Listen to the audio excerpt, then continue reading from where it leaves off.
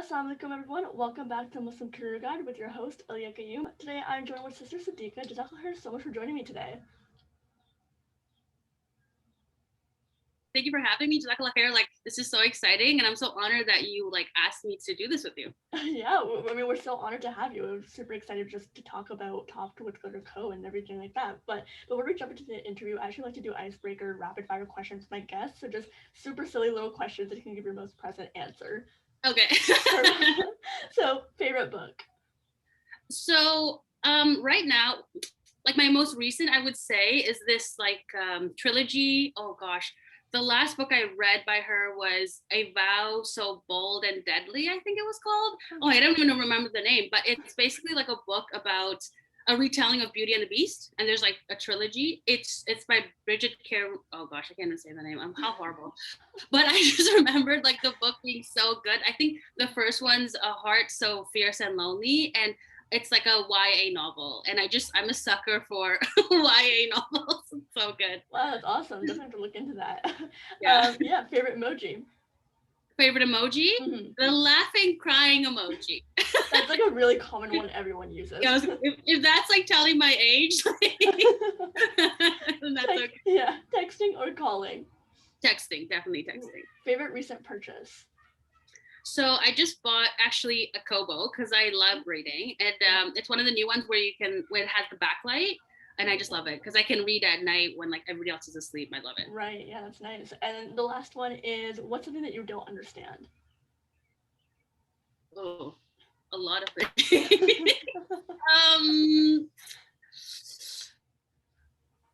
Oh, I can't. That's a hard one. Yeah. Don't I understand? Science, I Yeah. guess. How the vaccine works, I guess. That's like a big one. I'm just like, okay, yeah, just give it, I guess. Hopefully the best to show love. Honestly, I think that's just what everyone's going for. Yeah.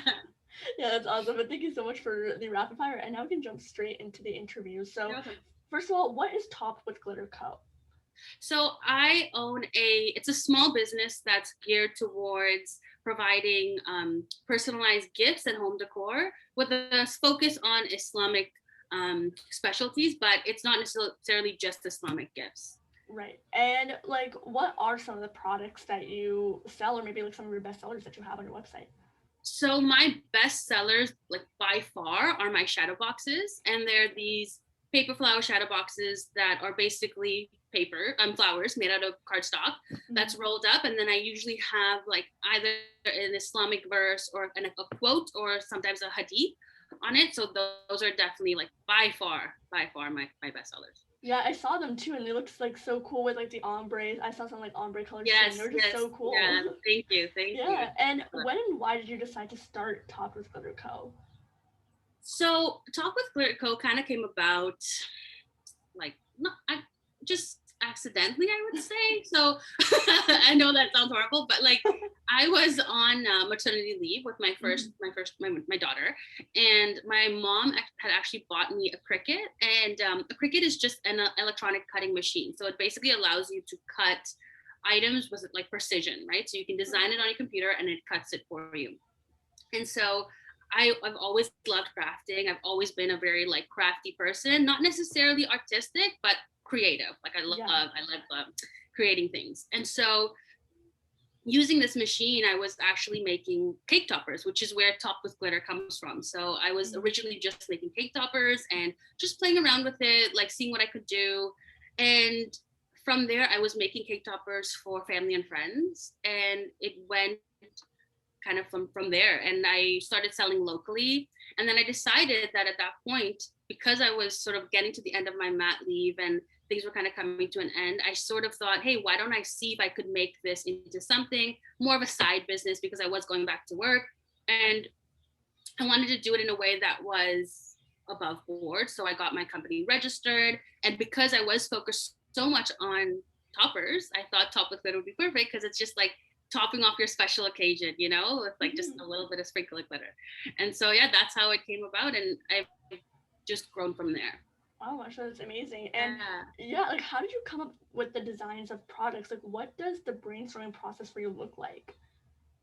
So it's it's different every time. Sometimes I'll get an inspiration from something that I've seen, and I'll think about how I can make it my own, what's my own spin on it, or even how to make it Islamic, like more Islamic, I would say. So, for example, I saw a lot of wedding cake toppers, and I really love the idea of wedding cake toppers. But the thing is, there wasn't that many Islamic centric ones and like ones that are based on Islam and Muslims. And so that's when I started creating my Nikah Mubarak cake topper, because of course you want a cake topper to top off like your special occasion, and they're so popular and trendy right now. Yeah. So it's just like I'll kind of sometimes see something that I like and then kind of design it on a software usually, and then from there take it, test cut it, and see what that looks like, because I'm a very visual person. And so even though I know I can pick up a ruler and say it's going to be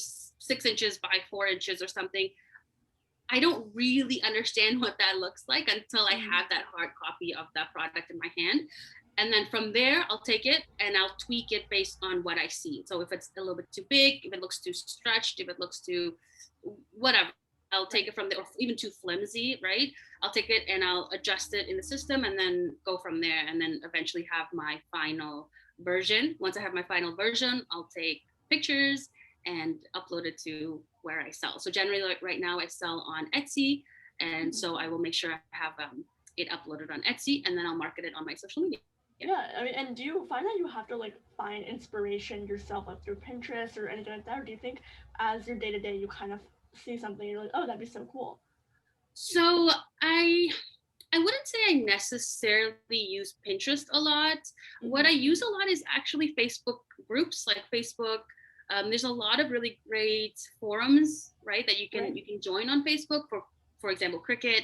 I have a laser now, so for my laser and just literally any interest that you have, you can find a group on it on Facebook. And so I actually, so it's so funny. There's a group literally, because one of the things I really enjoy as one of my pastimes is listening to true crime documentaries. Yeah. As like morbid as that sounds, but so there's a group that for people who like true crime documentaries and use crickets. So it's like the two most random hobbies you can find a group for. So I find a lot of inspiration on there. I do sometimes use Pinterest. It's not really one of my big mediums. And then on Instagram would be my other big thing, where I might see something that, hey, this looks cool. And then sometimes I just have an idea. Like I come up with an idea and I think, how do I make this happen? How do I bring this to life? And then I kind of have to let it ruminate. And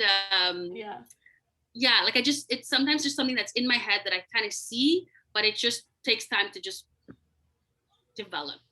Exactly. And like I feel like Facebook groups are so underrated, because there's Facebook groups like for everything, and like sometimes you have a question, you can just like post about it and be like, hey, I need something, and do you know anything about that? Like it's just so cool. I think more people need to get on Facebook groups.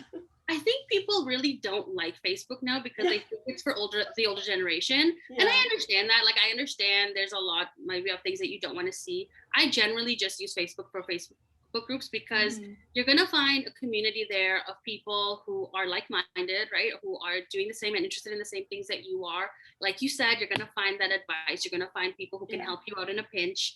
And I love it. So, and it's funny because you really do have this evolution of like joining the group because you need help.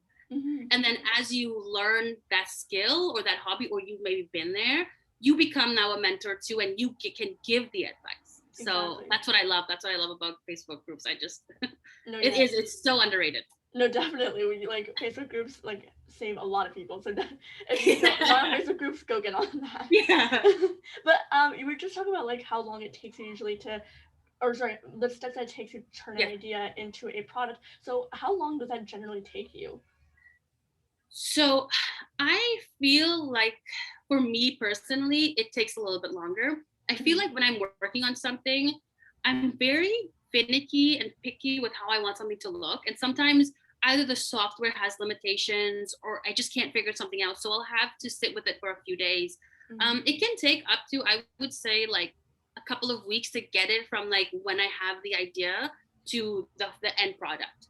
And it's also me just juggling orders, life, my job as well. So Mm-hmm. it can take a little bit of time. So Right. Yeah, so I think it's really important. Sorry to interrupt, but it's no, just no. important that if you do have an item, especially for specific holidays, to really make sure you're getting that item out way before the holiday. Like for Eid, make sure you're having it, you have that product ready to go and like marketing it before, you know, before Eid, Yeah. for a Yeah. month or two before, I would say, just so that you can start getting exposure on that item too. Right. And you never know like when things can go wrong. You can get some issues within that. Like just giving yourself it creates less stress when you give yourself more time and like time space to do that. Mm-hmm. Exactly, because you Yeah. can exactly work out the kinks, right? That things you might Mm-hmm. not have necessarily thought of. So definitely. Exactly. And we're speaking of like customers. How did you start to increase your customer base and find more customers when you did start selling on Instagram and into the public? So the biggest thing I would say that helped build my personal like customer base was Mm-hmm. Etsy. And it was joining Etsy, because when I first started, I was very scared to ship items because I just wasn't sure what that would look like. Would people want to pay the shipping? Right. And in Canada, I'm not sure if you know, but in Canada, things are very expensive to ship. Like Yeah. just to ship from my house to next door, Yeah. having a tracked parcel is like $10, Mm-hmm. and that could be something as small as a cake topper, as something as small as an earring set. So that was a big hurdle of mine. And what I did was I joined a group, I'm sorry, a mentorship program with Hafsa Tahir. She's a business coach, Mm-hmm. and she's based out of Toronto. And she was amazing. She gave me some really great advice of just going and trying it, right? Like putting your products out there, figuring out different shipping options that are not necessarily just Canada Post. And she gave me some advice about that. And it turned out that I was getting 90% of my sales, I would say, from the States. Oh, And I would wow. have never had that market if I had stayed local. Because Mm-hmm. it's um, as much as you feel like you're competing with more businesses worldwide, you're also being able to access so many more customers, right? Mm-hmm. And so that's what really helped me. So Yeah, I mean, as someone who lives in Canada, sometimes the shipping can cost more than the actual product that you're yes, buying. yeah, So yes, that's like sometimes really annoying. But a lot of the time, the product, when it's something that people really like and are passionate for, they'll do anything for it. exactly. That's exactly what happened. Like especially Yeah, with my shadow boxes, like I was like, there's no way people are gonna spend like $15 or $20 on shipping, but yeah. they would, because when they when you as a customer see something you Mm-hmm. like if it resonates with you, if it's something that you're like, this is gonna be the perfect gift for so and so, nothing's gonna stop that process. Exactly. I mean, Yeah, unless it's an outrageous like shipping price or something that's really yeah. a major hurdle, usually you're not going to really see that. That's not one of the biggest factors when it comes to buying. No, definitely. And you have like an emphasis on Islamic products for your company. Like, Yeah. how do you focus on a niche while also making sure you can reach the most customers that you can? So that is a little bit of a balance. It is tough, I would say, but I Mm-hmm. think sometimes having a niche helps you focus on exactly who your target audience is, right? So you're Right. not speaking to everybody. You're speaking to this section of the world, or this section of the market. And so it's easier to tailor your marketing to them. It's easier to tailor your shop to those people. And I think even if it's, I feel like sometimes niching down actually helps people find you, right? Mm-hmm. So, but the other thing is, I will say that not all my products are Islamic based. I do have other products that are very just generic, that anybody can buy. Right. But I think especially for Muslims, it's sometimes hard to find things that are personalized towards us, that are geared towards us, Mm-hmm. that makes us feel like our holidays are special. Yeah. And so we are looking for that. We're looking for to support anybody who can give us that, Mm-hmm. And so I think um, keeping that in mind. And I know now, within the last 10 years, I would say the market for these kind of products are just have exploded. So it's so much easier to find. But I don't think it should be something that scares you if you have a very specific niche, because that just means you're going to find the people who are seriously interested in what you're offering, Right. Yeah. And so so I think also building a community of people and like small business owners who are doing something similar to what you're doing, there's enough for everybody. And so when you see, like, when you collaborate with them, their audience can now also become your audience, because you guys are selling either similar products, I would say, or like have that same niche. So that's a way for people to find you as well. Yeah, I mean, with the Muslim Korean guests, like a few of them that we've talked to, like they say a lot of times it was a risk and they're scared to do it, definitely, because they were like, am I just focusing on too small of a niche? But really, in the long run, it was their best decision because they have their target audience. They're also solving a specific problem, so it's not just like one general huge problem that sometimes it's unsolvable if you look at it in such a big, just a big problem. So yeah, it's definitely like something that people have found worth it to do. Exactly. Like one of my biggest sellers it was my first sale on Etsy as well, is my Mother's Day shadow box, which has the hadith about mothers on it. And it's in a sea full of shadow boxes. Like everybody makes them. It's literally, it's a dime a dozen now because everybody has a Cricut. But that one continuously sells because it's something that people are specifically looking for, and it solves a problem, right? For Mother's Day, it's just, that was the only thing that was selling is my Mother's Day box, because it's beautiful. Mothers love flowers. It's Mother's Day, so it's like springtime. It's just it doesn't hurt. It doesn't hurt to niche down at all. Right. It makes sense why everyone was going towards those types of shadow boxes. So it's definitely really cool. And what does your day-to-day look like when you start working with Top with Glitter Co. and kind of go into the office and start working? So it differs day to day, and I do have a full-time job, so it's juggling that. I have a daughter, like I have a family, my husband, and everything. So it is a bit of a balancing act, but I would say generally I wake up in the morning. I will drop my daughter at her grandparents, where she will stay for the day, and then I will take whatever orders I have and ship it off. And I usually ship through Canada Post or through a third-party service called Chit Chats, which ships to the States for me, and it's just a much cheaper option. And so I'll drop those off, come back, and kind of start my day, see what orders I have in queue to be like shipped out soon within the next few days, and then I'll start on that. Now, generally, I don't have an overload of orders, so I don't necessarily batch create them. I'll just work on individual orders at a time, and then go to work,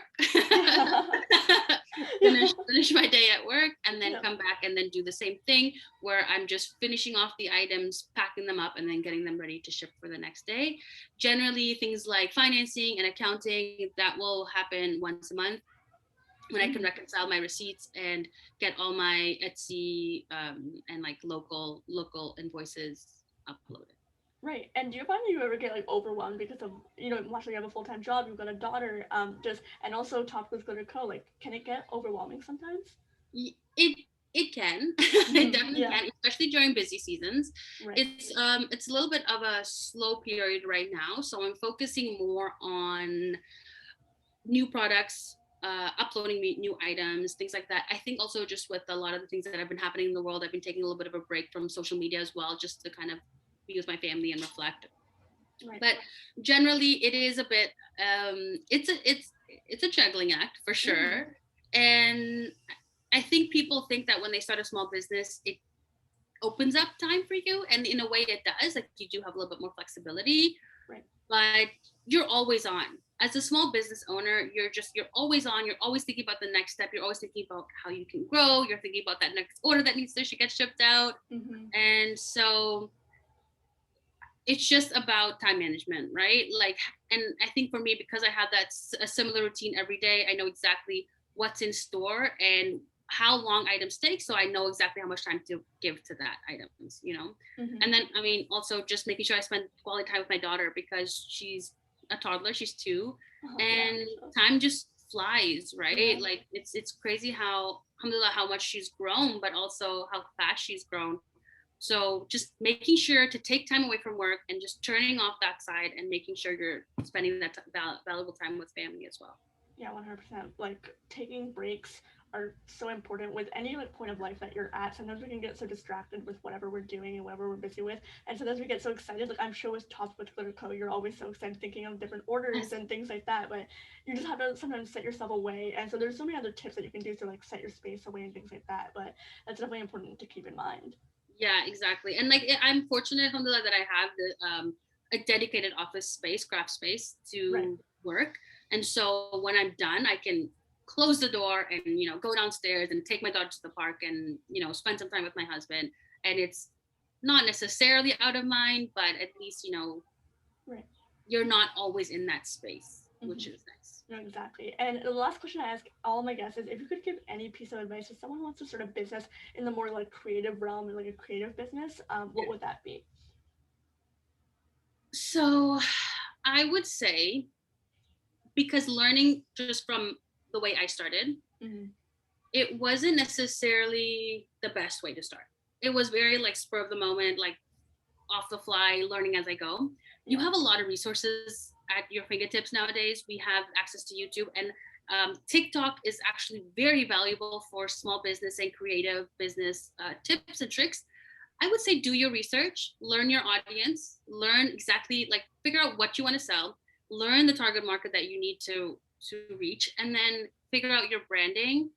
Mm-hmm. And so make sure you have things in place. Learn if you want to sell on Etsy, learn the platform.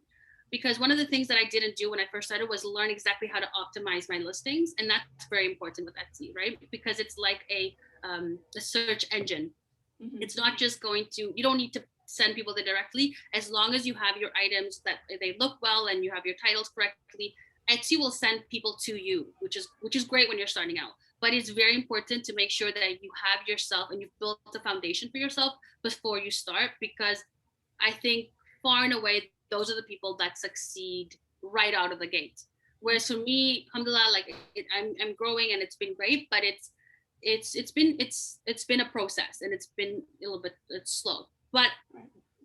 above all of that, if there's something that you feel passionate about and you feel like the market needs, just I would say just go for it. I would say learn your skill, make sure you know what you're doing. Don't ever give people a half finished product or something that you wouldn't like yourself, but Mm-hmm. just go for it. This is the happiest, alhamdulillah, in my adult career that I've ever been, because Mm-hmm. it's something that's fulfilling my passion for creativity.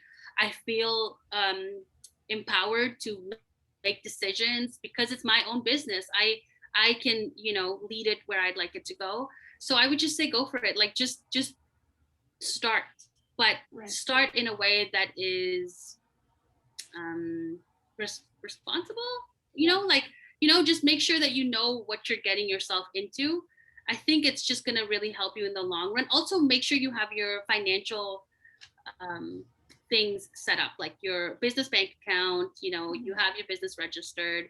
Because the other thing is that you can start off small, you can start off slow, and something can go viral, something can go Yeah. become very popular, and suddenly you're just like you have a massive amount of orders, like you have all these things happening and you just don't have time to catch up.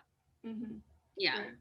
No, exactly. And I mean, it was such a great piece of advice where you said like, or not even advice, but when you talk about how it fulfilled like a creative passion of yours, which is like some people think because their full time jobs or their passion they'll be set for life and they'll be fine. Yes, But I think I say this a lot all the time. But I think everyone needs a side hustle slash like something yeah, that they're doing on the side just definitely, so that like it can fulfill different parts of them because one thing won't fulfill that whole part of them. definitely. Mm-hmm. 100%. And now it's so much easier than it ever has been It before, is. to learn a new skill, to make things that you're proud of, that's fulfills that creative side. Oh my gosh, it's like the possibilities are endless. They are like with and again even technology too. You can learn Yes, anything from online, anywhere in your house. We've yes, learned from the pandemic the things that we thought we could never do online are now online from in person. 100%. And Yeah. also, like, sorry, just to interrupt, I know we're No. we're running a little bit late, but I would say connect with people who are like-minded, create your Mm-hmm. community or build a community. And it's there's no harm in taking a course. Like Yeah. I'm taking an Etsy course, I've taken an Instagram course, because not only are you meeting people who are interested in the same things as you and who are developing their business as well, but there's things that you might not know that you don't know. right? So getting that advice from a business mentor, getting that advice from people who've been there, it makes a difference. Right, yeah, no, definitely. And it's like courses, some people might be hesitant to do so because sometimes courses can be expensive and stuff like that. Yes. But Yeah, if you just, in the long run, it can be really helpful and worth it. definitely. And It just has after, been for me, alhamdulillah. Yeah, no, sorry. good. I'm so sorry. No, but just after so much, Mr. Siddeqah, for joining us today. Where can everyone find you? So you can find me on Instagram at Top with Glitter Co. And I'm also on Etsy at Top with Glitter Co. Yeah, perfect. We'll leave the links in the description box down below, along Thank with you. SunnahCamp's links. And inshallah, we will see you guys all next Thursday. Assalamu alaikum. Alexa.